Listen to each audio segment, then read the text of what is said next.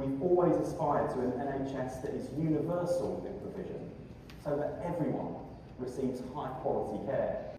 With Labour's plan for change, the NHS is on the road to recovery. Since the general election, we've recruited an extra 1,700 GPs onto the front line, delivered an extra 3.6 million appointments for planned care. We promised 2 million in our first year. Diagnosed an extra 187,000 suspected cancer patients on time.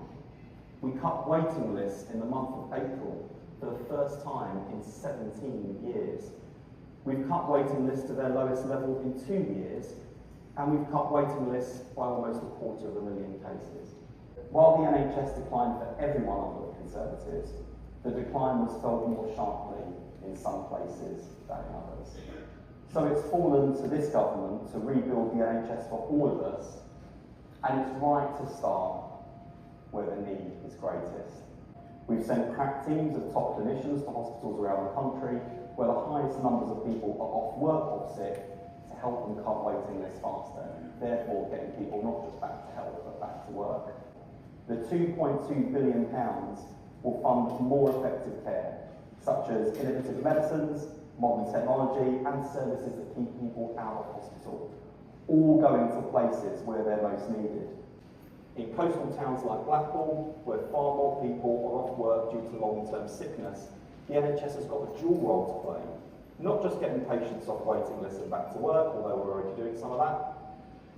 The health service should also act as an engine of local economic growth, giving opportunities in training and work to local people.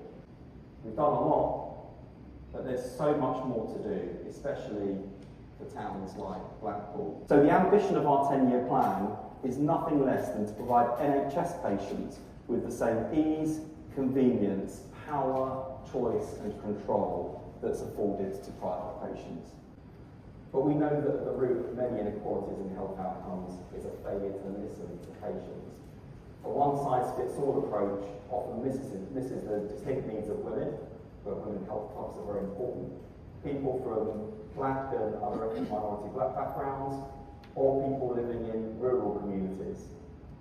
And we will only deal with the grotesque health inequalities in our society if we empower all patients. It's been the historic mission of the Labour Party to put power in the hands of the many, not the few. We've always believed that public services exist to serve the needs of all pupils, all passengers, with patients above all else. And the driving force behind the work this government does every single day is the principle that whatever class you're from, whatever your background, wherever you live, everyone deserves world-class services. We expect nothing less for our country than we expect for ourselves.